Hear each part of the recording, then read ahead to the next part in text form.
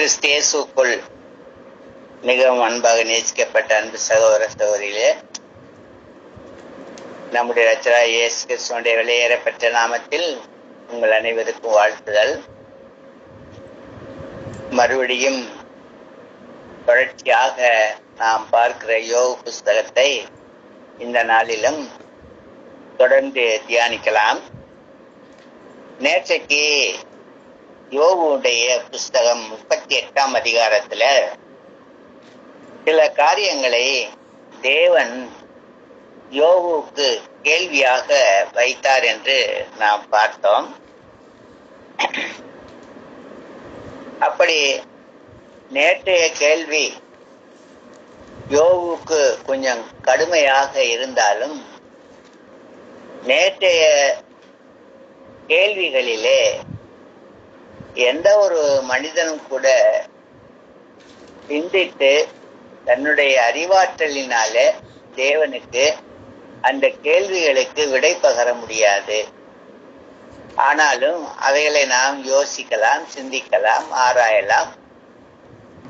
தேவன் நமக்கு அந்த ஞானத்தை கொடுத்தால் அதை நாம் புரிந்து கொள்ளலாம். ஆகவே அன்பு சகோதர சகோதரிகளே, இந்த நாளிலே நாம் பார்க்கிற யோபு புத்தகத்தினுடைய 39ஆம் அதிகாரத்திலே நாம் வாசிக்கும் போது முதல் வசனத்திலே வாசிக்க கேட்போம். வரையாடுகள் ஈனும் காலத்தை அறிவாயோ? மான்கள் குட்டி போடுகிறதை கவனித்தாயோ? இப்போ இந்த அதிகாரத்தினுடைய முதல் வசனம் தேவன் உண்டாக்கின சிருஷ்டித்த ஒரு மிருகத்தை குறித்து இங்கே நாம் வாசிக்க கேட்டோம். வரையாடு, மான் என்ற 2 மிருகங்களை குறித்து இங்கே வாசிக்க கேட்டோம். இவை காட்டு விலங்குகள் என்று நாம் அழைக்கிறோம். தேவன் தன்னுடைய படைப்பின் காலத்திலே எல்லாவற்றையும் சிருஷ்டிக்கும் போது வானத்தையும் பூமியையும் சிருஷ்டித்தார், சமுத்திரத்தை உண்டாக்கினார். வானங்களிலே சூரிய சந்திர நட்சத்திரங்கள், அதனுடைய ராசிகள், மேகங்கள், மேகத்திலிருந்து பொழியக்கூடிய மழை, மின்னல், இடிமுழக்கம், இவைகளை பற்றிய கேள்விகளாகவே 38ஆம் அதிகாரத்திலே தேவன் அந்த கேள்விகளை யோபு முன்பாக வைத்தார். இன்றைக்கு நாம் பார்க்கும்போது மிருகங்களை பற்றி அவர் இந்த முதல் வசனத்திலே சில கேள்வி வைக்கிறதை நாம் பார்க்கிறோம். தேவன்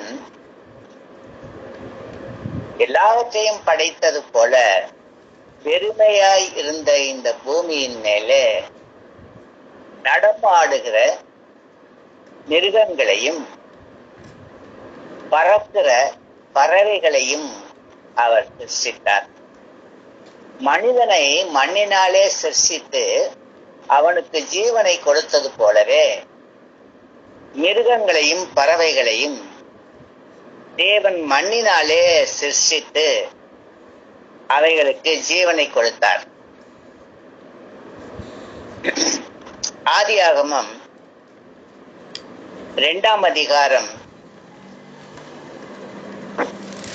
19ஆம் வசனம். தேவனாகிய யெகோவா வெளியின் சகலவித மிருகங்களையும் ஆகாயத்தின் சகலவித பறவைகளையும் மண்ணினாலே உருவாக்கி ஆதாம் அவைகளுக்கு என்ன பெயரிடுவான் என்று பார்க்கும்படி அவைகளை அவரிடத்தில் கொண்டு வந்தார். இங்கே நம்ம ஒரு அதிசயமான ஒரு செயலை பார்க்கிறோம். தேவன் படைச்சிட்டாரு, மண்ணிலிருந்து மிருகங்களை படைச்சிட்டாரு. இந்த பூமியின் மேற்பரப்பில பறக்கக்கூடிய, மண்ணை சார்ந்து வாழக்கூடிய பறவைகளை படைத்தார். பறக்கும் பறவைகள் இவைகள் எல்லாம் எவைகளில் இருந்து படைத்தார்னு சொல்லும்போது, மனிதனை எப்படி மண்ணிலிருந்து படைத்து ஜீவனை கொடுத்தாரோ அதே போல மிருகங்களையும் பறவைகளையும் உண்டாக்கி அவர் ஜீவனை கொடுத்திருக்கிறார். அப்படி தான் படைத்த அந்த மிருகங்கள், அந்த பறவைகள், அவைகளை எல்லாம் ஆதாமிடத்திலே அவருக்கு முன்பாக கொண்டு நிறுத்தி அவைகளை பார்த்து அவன் என்ன பெயர் இடுவான் என்பதை அவனுடைய அறிவையும் ஞானத்தையும் அந்த இடத்துல அவர் காண்கிறார். அவர் படைத்த படைப்புகளுக்கெல்லாம் அவர் என்ன பெயரிடுவான் என்று பார்க்கும்படிக்கு அவைகளை அவனுக்கு முன்பாக கொண்டு வந்தார். ஆக மனிதனை எப்படி சிருஷ்டித்தார் அப்படின் போது 2ஆம் அதிகாரம் 7ஆம் வசனம், தேவனாகிய யெகோவா மனுஷனை பூமியின் மண்ணினாலே உருவாக்கி ஜீவ சுவாசத்தை அவன் நாசியில் ஊதினார், மனுஷன் ஜீவாத்மாவானான். மனிதன் மண்ணிலிருந்து உண்டாக்கப்பட்டு ஜீவனை பெற்றுக்கொண்டான். அவனுடைய குணாதிசயங்கள், அவனுடைய இயல்பு, அவனுடைய கேரக்டர், ஹியூமன் நேச்சர் என்பது எப்படி இருக்குதுன்னு சொல்லும் போது 26ஆம் வசனம், 26 இதுல 2ஆம் அதிகாரம் 26ஆம் வசனம் இல்ல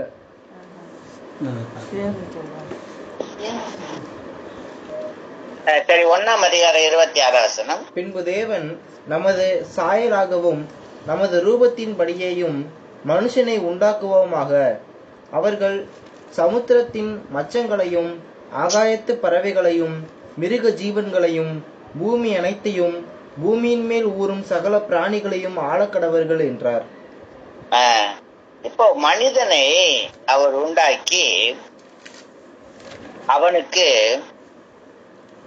தேவனுடைய ரூபத்தையும் நமது சாயலாகவும் நமது ரூபத்தின்படியும் மனிதனை சிருஷ்டிப்போம் என்ற ஒரு தீர்மானிக்கப்பட்ட முடிவோடு மனிதனை சிருஷ்டிக்கிறார்.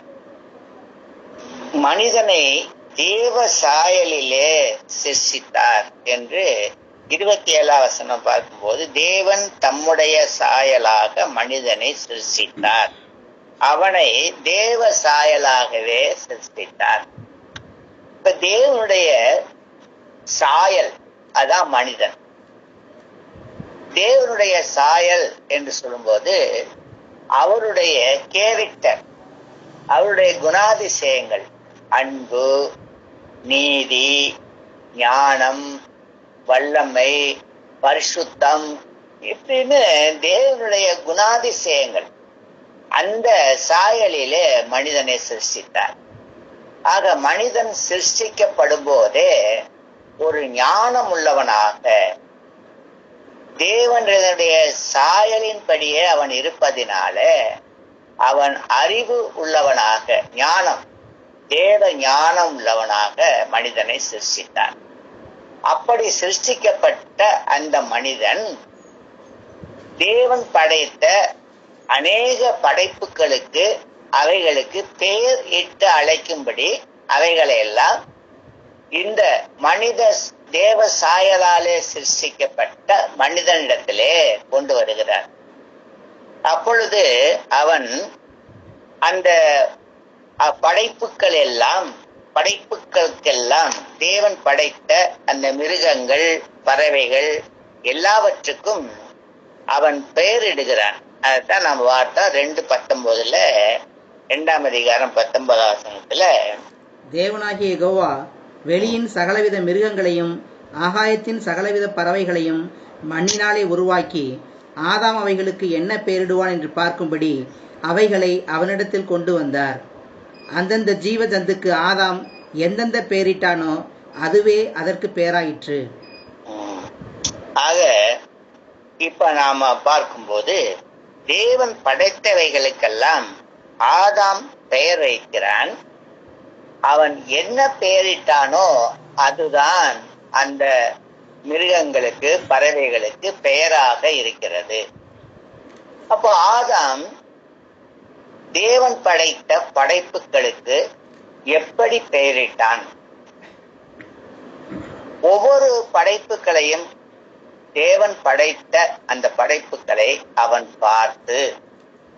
அவன் உற்று நோக்கி அதனுடைய வடிவமைப்பு, அதனுடைய பலம், அதனுக்குரிய ஞானம், அதனுடைய வலிமை, இவைகளெல்லாம் ஆராய்ந்து பார்த்து அவைகளுக்கு ஒவ்வொரு பெயரிடுகிறார். தேவன் படைத்த படைப்புகளை அவன் பார்த்து அதற்கு ஏற்ற வண்ணமாக, அந்த பெயர்க்கேற்ற வண்ணமாக, அவருடைய படைப்பின் செயலுக்கு தக்க வண்ணமாக அவர் தந்த ஞானத்தினாலே அவைகளுக்கு பெயரிடுகிறார்.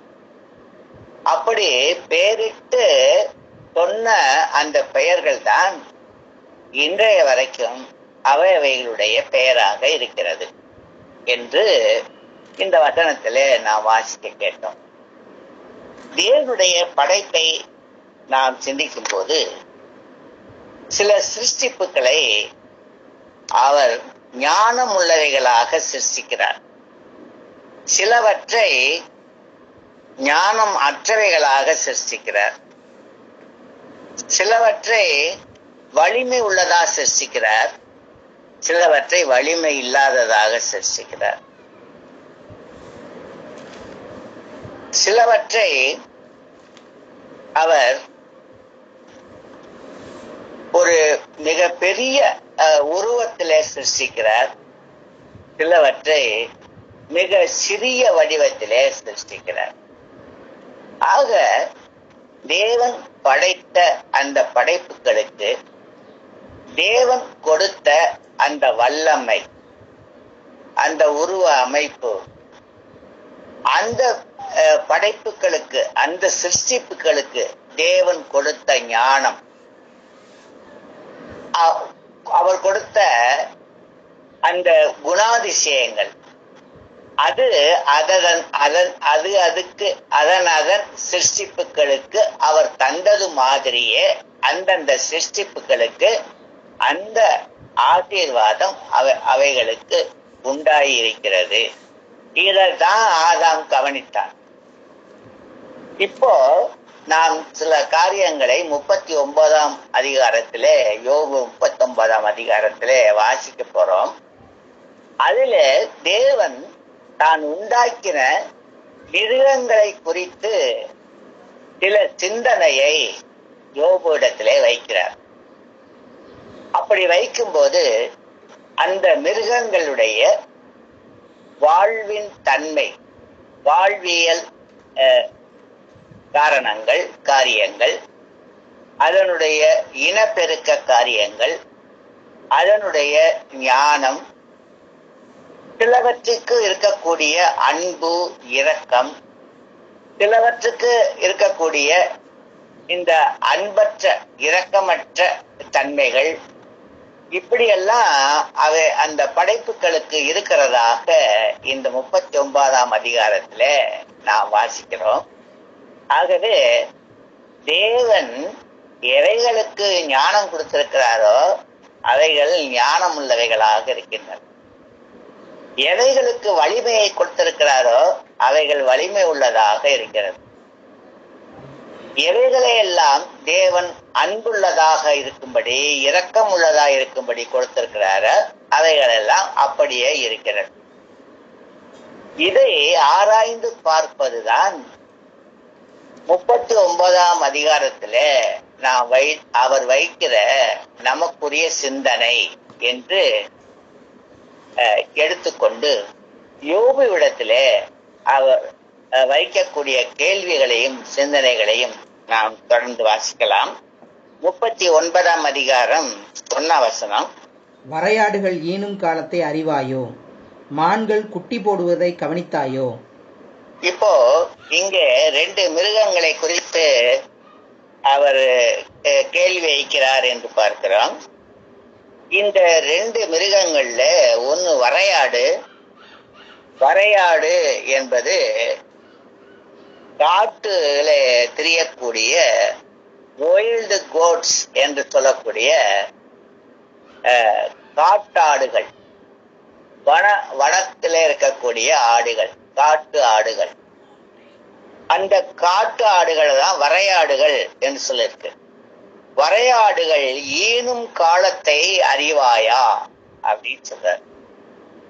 தேவன் எல்லாவற்றையும் படைத்து ஆணும் பெண்ணுமாக படைத்து ஜோடி ஜோடியாக அவைகளை எல்லாம் சிருஷ்டித்து பழுகி பெருகி பூமியை நிரப்பும்படியான ஒரு ஆசீர்வாதத்தை தன்னுடைய சிருஷ்டிகளுக்கெல்லாம் கொடுத்திருந்தார். அந்தபடி இங்கே சொல்லப்படுகிற வரையாடு தன்னுடைய இனப்பெருக்கத்தினாலே குட்டி ஈனுகிறது. அந்த குட்டி ஈனுகிற ஒரு கால நேரத்தை நீ அறிவாயா என்று கேட்கிறார். வரையாடு என்பது காட்டு விலங்கு. காடுகளிலே இருந்து தன்னுடைய ஜீவனை காத்து கொண்டு காடுகளில் இருக்கக்கூடிய மரம் செடி கொடிகள் உள்ள தலைகளையும் புல்பூண்டுகளையும் மேய்ந்து அது உயிர் வாழக்கூடிய ஒரு விலங்கு. மனித கண்களுக்கு அவைகள் வெளிப்படையாக தெரியாமல் அடர்ந்த காடுகளிலே அவைகள் வாழும். அப்படி வாழும்போது அது தன்னுடைய இனப்பெருக்கத்தை எப்பொழுது தொடங்கி எப்பொழுது முடிக்கும் என்று மனிதன் கண்டுபிடிக்க முடியாது. ஏன்னா அவன் பக்கத்துல அந்த மிருகம் இல்லை. அதனால தேவன் கேட்கிறாரு, வரையாடுகள் ஈனும் காலத்தை அறிவாயா அப்படின்னு கேட்கிறாரு.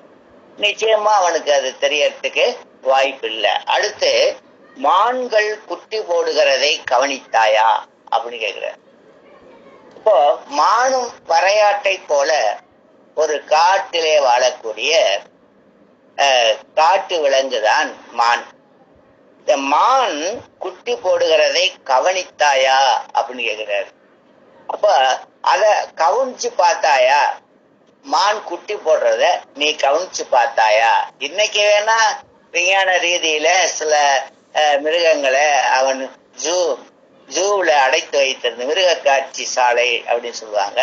இந்த ஜூல அவையெல்லாம் அடைச்சு வச்சிருந்து அங்கே இனப்பெருக்கத்தை உண்டாக்கும்படி செய்யலாம். அதை வேணா கூட அவங்க கேமரா எடுத்து கூட பார்ப்பாங்க, மீடியாக்கள்ல போடுவாங்க.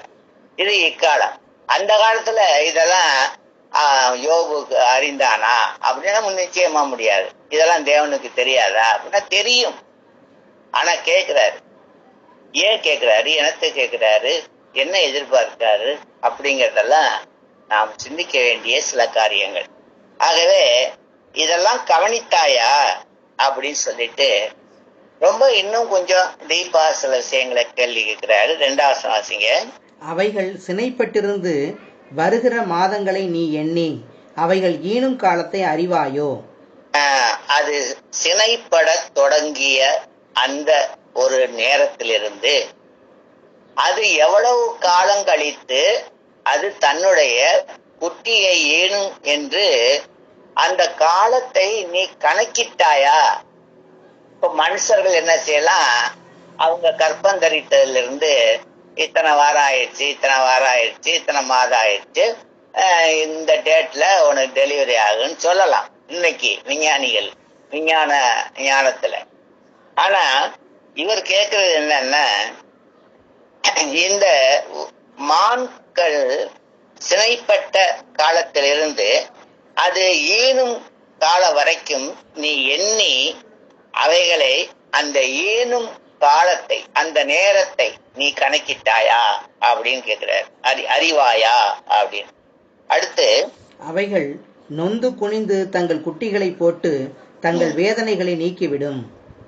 இந்த மிருகங்கள் எவ்வளவு கஷ்டப்பட்டு தன்னுடைய இனப்பெருக்கத்தை செய்யும் போது அந்த குட்டியை ஈனுகிறது என்று சொல்லும் போது, நம்மெல்லாம் வீடுகள்ல மாடுகளை வளர்க்குறான்.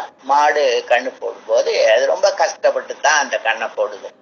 அது மாதிரிதான் காடுகள் இருக்கக்கூடிய மான்களும் ஆடுகளும் குட்டிகளை ஈனும் போது அது மிகுந்த வேதனையோடு அந்த குட்டிகளை ஈனுகிறது. பிறகு அந்த குட்டி வெளியில வந்த உடனே அந்த மிருகம், அதாவது இப்ப இங்க சொல்லப்பட்ட ஆடும் அந்த மானும் தன்னுடைய குட்டியை எவ்வளவு அன்பாக நேசித்து தான் அதை ஈடும் போது பட்ட கஷ்டங்களை எல்லாம், அந்த வேதனைகளை எல்லாம் நீங்கி போகிறதை அது உணர்ந்து தன்னுடைய குட்டிகளின் மேலே பாசம் காட்டுகிறதை நாம் பார்க்கிறோம். ஆக ஆடா இருந்தாலும் மானா இருந்தாலும் அது குட்டியை ஈன்றவுடன் அதனுடைய வேதனை நீங்கி விடுகிறது. அடுத்து, அவைகளின் குட்டிகள் பலத்து வனத்திலே வளர்ந்து அவைகள் அண்டைக்கு திரும்ப வராமற் போய்விடும். இப்போ இவ்வளவு கஷ்டப்பட்டு தான் ஈன்ற அந்த குட்டிகளை அது ஒரு குறிப்பிட்ட கால வரைக்கும் நன்றாக அதற்கு உணவு தேடி கொடுத்து அதை மற்ற விலங்குகளிலிருந்து பாதுகாத்து இப்படி ஒரு கவனத்தோடு அவைகளை வளர்க்கிறது.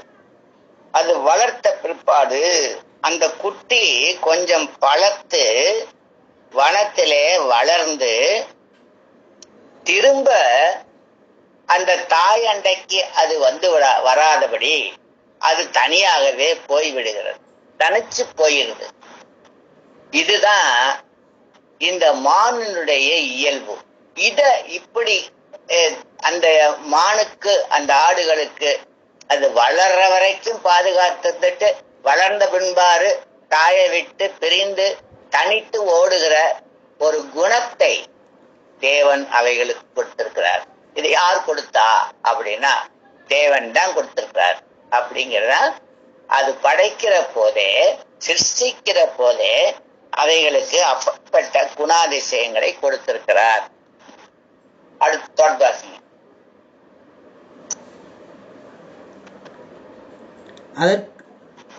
அவைகள் நொந்து காட்டுக்கழுதையை தன்னிச்சையாய் திரிய விட்டவர் யார்? அந்த காட்டுக்கழுதையின் கட்டுகளை அவிழ்த்தவர் யார்? அதற்கு நான் வனாந்தரத்தை வீடாகவும் உவர் நிலத்தை வாசஸ்தலமாகவும் கொடுத்தேன். அது பட்டணத்தின் இறைச்சலை அலட்சியம் பண்ணி ஓடுகிறவனுடைய கூக்குரலை மதிக்கிறதில்லை. அது மலைகளிலே தன் மேய்ச்சலை கண்டுபிடித்து சகலவித பச்சை பூண்டுகளையும் தேடி திரியும். காண்டாமிருகம் உன்னிடத்தில் இப்ப இன்னொரு மிருகத்தை பற்றிய தன்மையை, அதனுடைய நேச்சர், அதனுடைய பக்குவங்களை, அதுக்குரிய தன்மைகளை குறித்து அந்த அடுத்து அவரு அந்த காரியத்தை குறித்து பேசுறாரு. காட்டு கழுதை அப்படிங்கிறாரு. இந்த காட்டு கழுதை என்பது மனிதனை சார்ந்து வாழக்கூடிய ஒரு கழுதை அல்ல, ஒரு பிராணி அல்ல. அது அத பேர்லயே இருக்குது, அது காட்டு கழுதை அப்படின்னு. ஒயில்டு அனிமல் ஆஸ் என்று சொல்லுகிறார்கள். அத இன்னொரு வகையிலே சொல்லும்போது கோவேரி கழுதை, அதான் அந்த கோவேரி கழுதைக்கு MULE மூல் என்று அது ஆங்கிலத்திலே சொல்லியிருக்கிறது. ஆக இந்த காட்டு கழுதை என்பதை கோவேரி கழுதை என்று மொழிபெயர்த்திருக்கிறார்கள். ஆக இப்படி இந்த காட்டு கழுதையை அது போற போக்கிலேயே போகவிட்டு அது வனாந்தரமே அதனுடைய வாசஸ்தலமாக்கி அது அந்த வனாந்தரத்திலே சுற்றி திரியும்படியாக செய்து மனிதனுடைய சத்தத்தையே அது கேட்காமல், அது அந்த மனிதனுடைய இரைச்சலுக்கு, அந்த கூக்குரலுக்கு அது மதிக்காமல், அதட்டினா கூட அது மதிக்காமல் அது காடுகளுக்குள்ளே ஓடி திரிகிறதை பற்றி யோபுடத்தை கேட்கிறார். இதெல்லாம் நான் தான் செய்தேன் அப்படின்னு சொல்றார். இப்ப இந்த காட்டு கழுதைக்கு இதெல்லாம் செய்தவர் எப்படி இவைகளை இந்த குணாதிசயங்களை அதற்கு கொடுத்தாரோ அதே போலதான் ஒவ்வொரு மிருகத்துக்கும் அவர் கொடுக்கிறார். அதுதான் நாம புரிஞ்சுக்கிறோம். அடுத்து அவர் சொல்லுகிற காரியம் என்னன்னா, காண்டாமிருகம் என்று இங்கே சொல்லப்பட்டிருக்கிறது. 9ஆம் வசனம், காண்டாமிருகம் உன்னிடத்தில் சேவிக்க சம்மதிக்குமோ? இப்ப நம்ம சில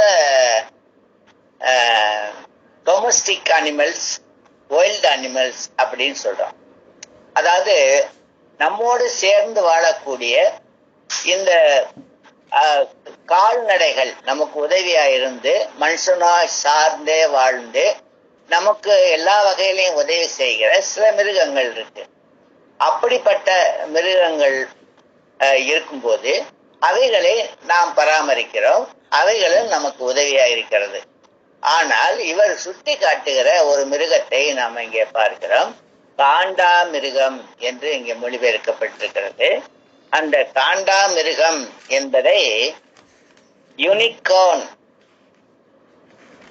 அதாவது காட்டு எருமை, வைல்டு புல் என்று இன்னொரு மொழிபெயர்ப்பிலே சொல்லியிருக்கிறார்கள். காண்டாமிருகம் அதாவது வைல்டு புல் அப்படின்னா காட்டு எருமை, காட்டு எருமை. இந்த காட்டு எருமையை நீ டொமஸ்டிக் அனிமல்ஸ் போல உனக்கு பிடித்து கொண்டாந்து வைத்து அதை உழவுல ஏர்ல கட்டி அல்லது வண்டியில கட்டி அதை உனக்கு உதவியாக இருக்கும்படி நீ அதனுடைய பலத்தை நீ பயன்படுத்திக்குவாயா அப்படின்னு கேட்கிறார். தொடர்ந்து வாசிப்பா. காண்டாமிருகம் அப்படிங்கிற இடத்துல இருந்து 9ஆம் வசனத்திலிருந்து, காண்டாமிருகம் உன்னிடத்தில் சேவிக்க சம்மதிக்குமோ? அது உன் முன்னணிக்கு முன்பாக ராத்தங்குமோ? காண்டாமிருகம் நீ சொல்றபடி கேட்டு மற்ற இப்ப நம்ம வச்சு கால்நடைகளை வச்சு பராமரிச்சு அதன் மூலமா அதனுடைய பலத்தை கொண்டு நம்முடைய பணிகளை நாம் நிறைவேற்றிக்கிறோமே, அது மாதிரி இந்த காட்டு எருமைகள் உன்னுடைய முன்னணிக்கு முன்பாக, காட்டு எருமைகள் சேவிக்க சம்மதிக்குமோ? காட்டு எருமைகள் உன்னிடத்துல சேவிக்க சம்மதிக்குமோ? அடுத்து, அது உன் முன்னணைக்கு முன்பாக நீ கட்டி வைத்திருக்க அந்த தொழுவத்தில, அந்த மாற்று தொழுவத்தில ஒரு ராத்திரிக்கு தங்குமா? ராத்தங்குமோ? ராத்தங்குமோ? ஒரு ராத்திரிக்கு தங்குமா? நீ கட்டி வச்சிருக்க அந்த கொட்டில. ஆக அந்த மிருகத்தினுடைய பலம் அப்படி இருக்க. 10ஆம் வசனம், படைச்சால்களை உள நீ காண்டாமிருகத்தை கயிறு போட்டு ஏரிலே பூட்டுவாயோ? அது உனக்கு இசைந்து பரம்படிக்குமோ? வயல் வேலைக்கெல்லாம் அதை நீ பயன்படுத்துவாயா? அதனுடைய பலத்தை உனக்கு பிரயோஜனப்படுத்திக் கொள்வாயா? நீ கயிறை கட்டி இழுத்து வயல் அடிக்கவும் உழுகவும் அதை பயன்படுத்துவாயா? அடுத்து, அதிக பலம் உள்ளதென்று நீ நம்பி அதனிடத்தில் வேலை வாங்குவாயோ? அதுக்கு உன்னை விட பலம் உள்ளது என்று நினைத்த அதற்க நீ வேலை வாங்குவாயா? உன் தானியத்தை அது உன் வீட்டில் கொண்டு வந்து உன் களஞ்சியத்தில் சேர்க்கும் என்று நீ அதை நம்புவாயோ? இப்படி பலமுள்ள மிருகங்கள் இருந்தாலும் அந்த பலமுள்ள மிருகங்கள் மேலே நம்பிக்கை வைத்து அதை உனக்கு பயன்படுத்தி உனக்கு ஆகாரங்களை கொண்டு வந்து தானியங்களை உன்னுடைய வீட்டிலே சேர்க்கும் என்று நீ நம்புவாயா அப்படின்னு கேட்கிறார். அப்படி எந்த ஒரு மனிதன் நம்ப முடியாது. எந்த ஒரு காட்டு எருமைக்கு முன்னால ஒரு மனுஷன் பண்ணான்னா அது ஒரே குத்துல அவனை கொன்னுரும், அமுக்கி கொன்னுரும். அதே மாதிரி காண்டாமிருகம் என்ற இந்த ஒரு பயங்கரமான மிருகம் காடுகள்ல இருக்கு. அந்த மிருகத்துக்கு ஒப்பாக இருக்குது இந்த காட்டெருமை அப்படிங்கிறதுல மொழிபெயர்ப்பு செஞ்சிருக்கிறாங்க. ஆகவே அந்த காண்ட மிருகத்துக்கு, அந்த காட்டு எருமைக்கு பலத்தை இவ்வளவு கொடுத்தும் அது மனிதனுக்கு உதவவில்லை. அதை நீ உதவும்படி அதை உன்னுடைய பட்சமாக திருப்புவாயா? அடுத்து 13ஆம் வசனம், தீக்குருவிகள் தங்கள் செட்டைகளை அசைவாட்டி ஓடுகிற ஓட்டம் நாரை தன் செட்டைகளாலும் இறகுகளாலும் பறக்கிறதற்கு சமானமல்லவோ? நீங்க திருவிவிலியத்தை இதை வாசிங்க. திருவிவிலியத்துல 13ஆம் வசனத்திலிருந்து 18ஆம் வசனம் வரைக்கும் வாசிங்க. தீக்கோழி சிறகடித்து நகைத்திடும், ஆனால் அதன் இறக்கையிலும் சிறகுகளிலும் இரக்கம் உண்டோ? இப்போ ஒரு கேள்வி வைக்கிறார். இந்த தீக்கோழி அதனுடைய வாழ்க்கை முறைமையை சில காரியங்களை சுட்டி காட்டுறார் பின்வரும் வசனங்களிலே. அதை சுட்டி காட்டும் போது அந்த தீக்கோழியுடைய ரெக்கையில, அந்த இறக்கையில, அந்த சிறகுகளிலே இரக்கம் இருக்குதா அப்படின்னு கேக்குறார்.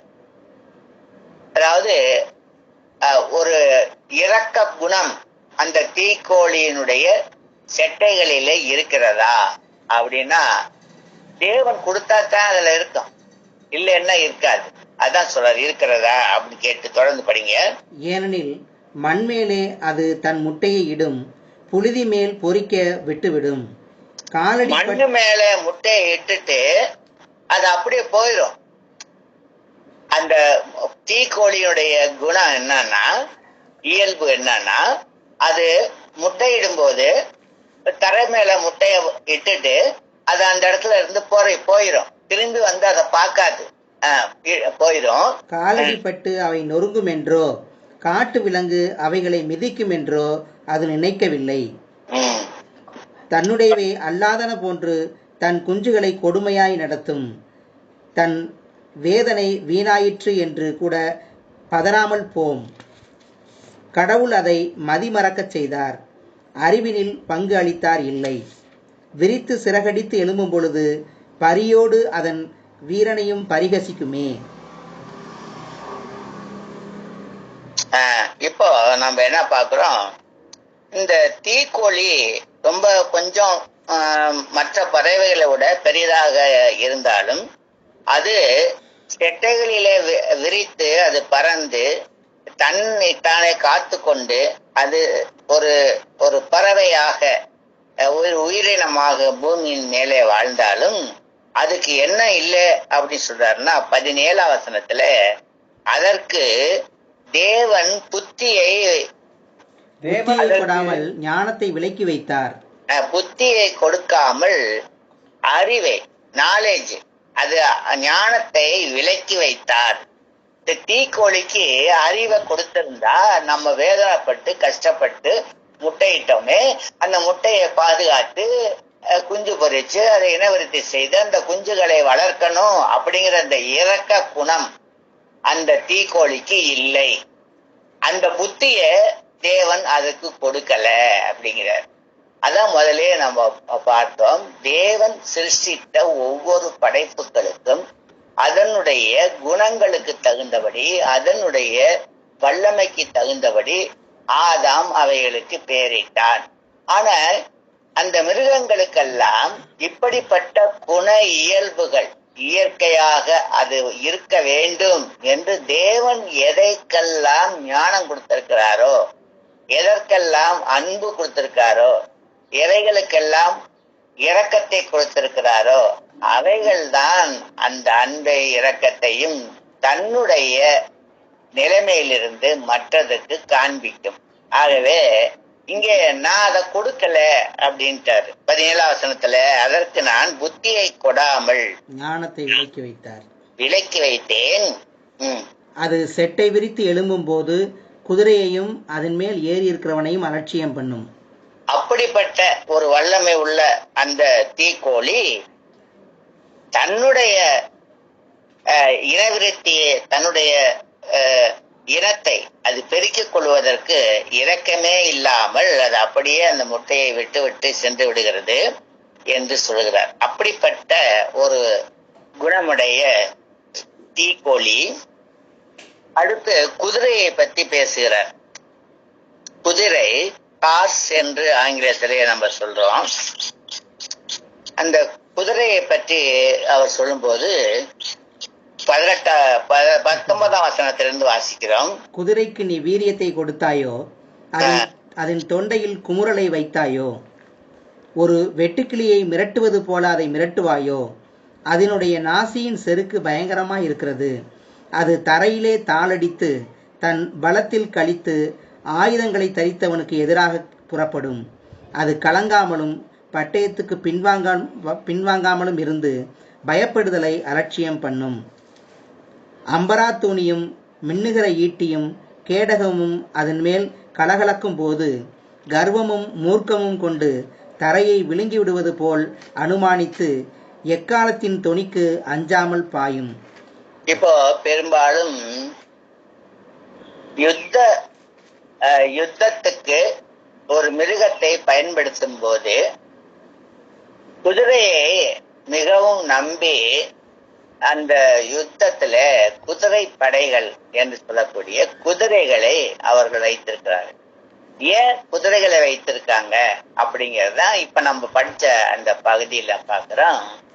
குதிரை எதுக்குமே பயப்படாது. எப்பேற்பட்ட சத்தத்துக்கும் அது பயப்படாது, எதிர்த்துதான் நிற்கும்.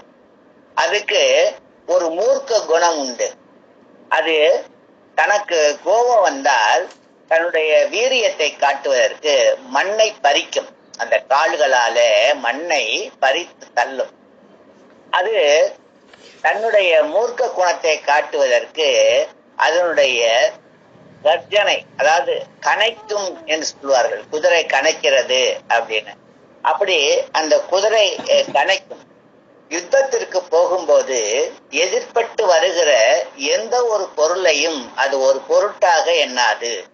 அம்பு எய்தாலும் ஈட்டி எய்தாலும் அது அதன் மேல் தைத்தாலும் அவைகளெல்லாம் ஒரு பொருட்டாக எண்ணாது, தொடர்ந்து முன்னேறி போகும். அப்படிப்பட்ட குணமுடையது குதிரை.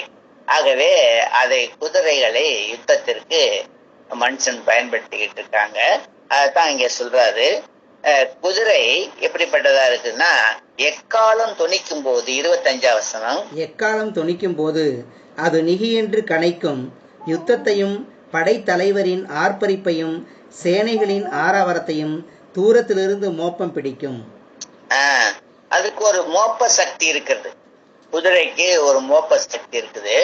தூரத்திலே இருக்கக்கூடிய எதிரிகளுடைய படை, அந்த இராணுவத்தினுடைய காரியத்தை கூட அது மோப்பம் பிடிச்சு அறிந்து கொள்ளும் அப்படின்னு சொல்லியிருக்காரு. அதுல எக்காலம் தொனிக்கும் போது அது நிகி என்று கனைக்கும் அப்படின்னு. நிகி என்று கனைக்கும் அப்படின்னு சொல்லுது. இந்த நிகி அப்படின்னா அது திருவள்ளியத்துல ஈ அப்படின்னு போட்டிருக்காங்க. அது ஆங்கிலத்துல குதிரையினுடைய சத்தம் என்று சொல்லப்பட்டிருக்கிறது. அது குதிரை கனைக்கிற சத்தம். நைக்கு அதத்தான் நிகி அப்படின்னு சொல்லியிருக்காங்க. நிகி அப்படின்னு தமிழ்ல மொழிபெயர்த்திருக்கிறது என்னன்னு கேட்டீங்கன்னா NEIGH. இப்ப குதிரையினுடைய சத்தம் தான் இந்த ஆங்கில வார்த்தை NEIGH. ப்ரொனவுன்ஸ் பண்ணுங்க.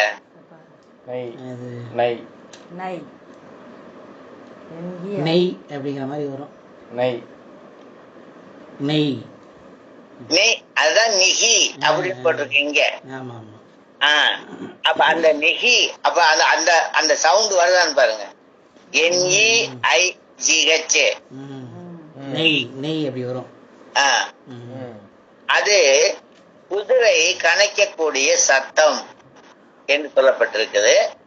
அப்படி சேனைகளின் ஆரவாரத்தை அது தூரத்திலிருந்து மோப்பம் பிடிக்கும் என்று.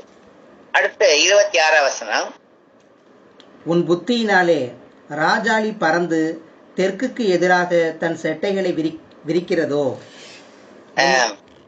நீதான் ராசாளி என்ற அந்த வல்லூர் கழுகு வகையை சேர்ந்த அந்த வல்லூருக்கு நீதான் புத்தியை கொடுத்திருக்கிறாயா அப்படின்னு கேக்குறாரு. அப்ப அந்த வல்லூர் என்ன செய்யனா, தன்னுடைய இரையை ஒரு டார்ச்செட்டா வச்சு அது கரெக்டா அந்த இரையை அது கொத்தும், அது பிடிக்கும். அப்படிப்பட்ட ஒரு தன்மையுடையது. சரியான ஒரு டார்ச்செட் மேலே அது விழுந்து அதை பற்றக்கூடிய ஒரு குணம் உள்ளது, புத்தி உள்ளது இந்த ராசாளி. அந்த ராசாளிக்கு நீதான் புத்தியை கொடுத்தியா? தெற்குக்கு எதிராக தன் செட்டைகளிலே விரிக்கிறதே. அடுத்தது விரிக்கிறதோ. உன் கற்பனையினாலே கழுகு உயர பறந்து உயரத்தில் தன் கூட்டை கட்டுமோ. கழுகு வள்ளுவரை பத்தி சொன்னாரு. இப்ப கழுகை பத்தி முதல்ல பார்த்தா சில மிருகங்களை பத்தி சொல்லிட்டு வந்தாரு. இப்ப சில பறவைகளை சொல்லிட்டு வர்றாரு. இப்ப இந்த தீக்கோழி, அப்புறம் இந்த வல்லூர், அப்புறம் இந்த கழுகு. இந்த கழுகுடைய குணத்தை சொல்லும் போது, கழுகு ஒரு உயரமான இடத்துல கூட்டை கட்டும். உயரமான இடத்துல பாறைகள் செங்குத்தாக இருக்கிற ஒரு பாறைகள் மத்தியில ஒரு சின்ன ஒரு இடத்தை தேர்ந்தெடுத்து அந்த கழுகு அங்கே தன்னுடைய கூட்டை கட்டும்.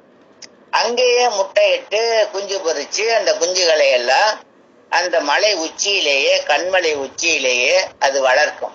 அதான் சொல்லியிருக்கு 28ஆம் வசனத்துல. அது கண்மலையிலும் கண்மலையின் சிகரத்திலும் அரணான ஸ்தலத்திலும் தங்கி வாசம் பண்ணும்.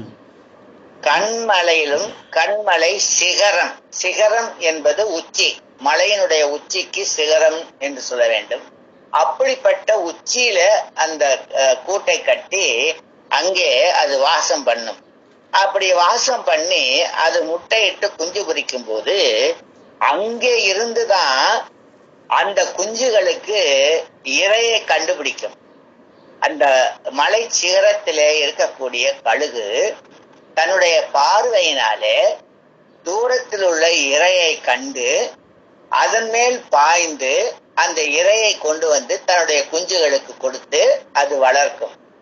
அப்படி குஞ்சுகள் தன்னை போல பறக்கும் தன்மை வருவரைக்கும் அந்த குஞ்சுகளுக்கு இரையை கொண்டு வந்து கொடுக்கக்கூடிய ஒரு குணமுடையது கழுகு. இந்த கழுகு அதிகமா விரும்பி சாப்பிடுவது பிணத்தை தான். பிணம் அப்படின்னு சொல்லும்போது செத்த உயிரற்ற ஒரு உடல், அதுதான் பிணம் என்று சொல்கிறான். அது மாடு செத்தாலும் சரி, குதிரை செத்தாலும் சரி, அது எந்த ஒரு உயிரி, எந்த ஒரு ஜீவராசி மரிச்சு போயிடுச்சோ அதனுடைய உடல் பிணம் என்று சொல்லலாம். அப்படி அதான் சொல்லுவாங்க இந்த பாடி அப்படிங்குவாங்க. அந்த அந்த சரீரம், செத்த சரீரம், அதை தான் அது விரும்பி சாப்பிடும். அப்ப தன் குஞ்சுகளுக்கு அதை தேடி கொண்டு வந்து கொடுக்கும். 29ஆம் வசனம்.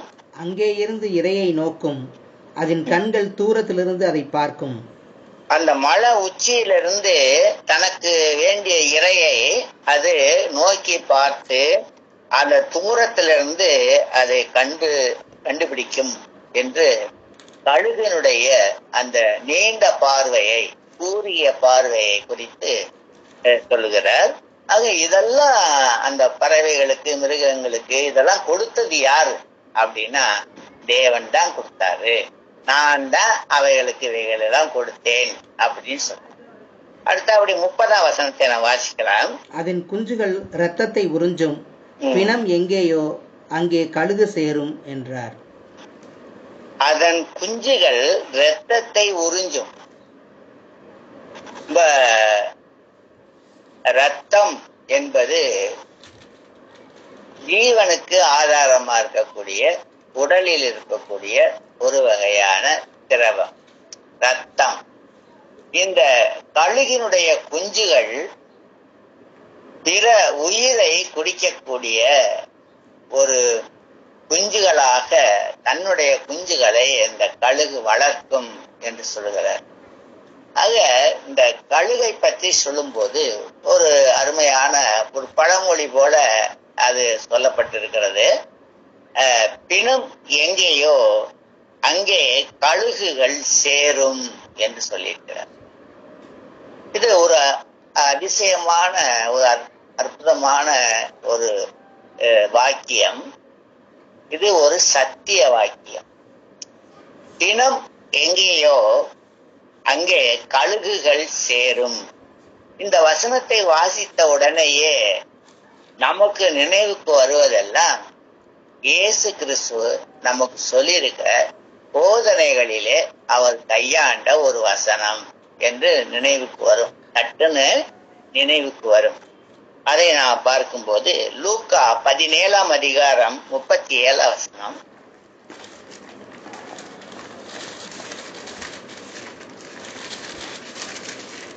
அவர்கள் அவருக்கு பிரதியுத்தரமாக, எங்கே ஆண்டவரே என்றார்கள்.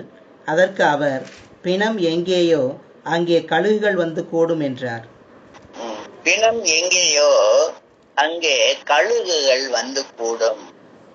ஏன் பிணத்துக்கு வந்து கழுகுகள் வந்து கூடும் அப்படிங்கிற அந்த காரியம் ஏன் அப்படின்னா, கழுகுனுடைய உணவே பிணம்தான். கழுகுனுடைய போஜனம், அதுக்கு தேவையான ஆகாரம் பிணம். ஆகவே தன்னுடைய ஜீவனை காத்து கொள்ளும்படி அந்த போஜனத்தை, அந்த ஆகாரத்தை உண்ணுவதற்காக பிணம் எங்கே இருக்கிறதோ அங்கே கழுகுகள் வந்து சேரும். இது இயேசு கிறிஸ்து சொன்ன போதனை. கழுகினுடைய குணம் இங்கே விவரிக்கப்படுகிறது. கழுகு தன்னுடைய ஆகாரம் எங்கே இருக்கிறதோ அங்கே நிச்சயமாக வந்து சேரும் என்று சொல்கிறார். ஆக கழுகினுடைய ஆகாரம் அதற்கு வேண்டிய ஜீவன். அப்ப தனக்கு வேண்டிய தனக்கு வேண்டிய ஆகாரம் எங்கே இருந்தாலும் அந்த கழுகு அங்கே போய் சேர்ந்து விடும் என்று தன்னுடைய சீசர்களுக்கு அவர் சொல்லியிருக்கிறார். லூக்கா மத்தேயு 24 அதிகாரம் 28 வசனம். பிணம் எங்கேயோ அங்கே கழுகுகள் வந்து கூடும். பிணம் எங்கேயோ அங்கே கழுகுகள் வந்து கூடும் என்று மத்தேயு சுவிசேஷத்திலும் இதே வாக்கியம் பதிவு செய்யப்பட்டிருக்கிறது. இந்த யோபு புஸ்தகத்திலே சொல்லப்பட்டிருக்கிற பிணம் எங்கேயோ அங்கே கழுகு சேரும் என்று தேவன் சொன்னார். இங்கே யோபு கிட்ட தேவன் சொல்றாரு, பிணம் எங்கேயோ கழுகு அங்கே சேரும் அப்படின்னு. அங்கே தேவனுடைய வார்த்தையை கேட்டு அதன்படியே சொல்லக்கூடிய அவருடைய குமாரனாகிய வார்த்தை என்பவர் நம்முடைய சீசர்களுக்கு தேவனிடத்திலிருந்து கற்றுக்கொண்டு வந்த, அவர் போதித்த, அவர் சொன்ன வார்த்தைகளை இயேசு சீசர்களுக்கு சொல்லும் போது இதே வார்த்தையை சொல்றார். யோபு இடத்துல யார் சொன்னா? தேவன் சொல்றார். இப்ப சீசர் இடத்துல யார் சொல்றா? இயேசு கிறிஸ்து சொல்றார். இயேசு கிறிஸ்துவனுடைய வார்த்தை யாருடைய வார்த்தை? தேவனுடைய வார்த்தை. தேவன் என்ன போதிக்க வேண்டும் என்று சொன்னாரோ அதைத்தான் நான் சொல்லுவேன். நான் உபதேசிக்க வேண்டியது இன்னதென்றும் நான் செய்ய வேண்டியது இன்னதென்றும் என் பிதாதாமே எனக்கு கற்பித்திருக்கிறார் என்று சொல்லியிருக்கிறார்.